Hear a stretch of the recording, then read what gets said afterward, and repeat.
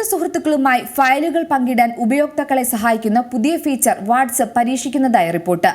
ആൻഡ്രോയിഡിനുള്ള nearby ഷെയറിന് സമാനമായ feature പ്രവർത്തിക്കാൻ 2 ഡിവൈസുകളും അടുത്ത് വേണം.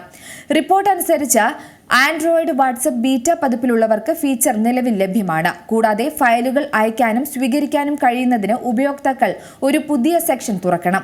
മാത്രമല്ല, ഫയൽ ഷെയറിംഗ് സാധ്യമാകുന്നതിന് ഉപയോക്താക്കൾ അവരുടെ ഡിവൈസുകൾ ഷെയർ ചെയ്യേണ്ടി വരുമെന്നും റിപ്പോർട്ട് പറയുന്നുണ്ട്.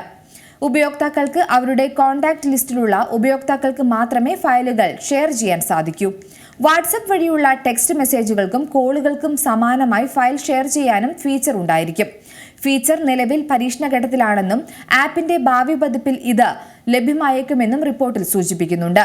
എന്നാൽ ഈ ആപ്പിന്റെ സ്ഥിരമായ പതിപ്പിൽ ഇത് എപ്പോൾ ലഭ്യമാകുമെന്ന് ഇപ്പോൾ വ്യക്തമല്ല.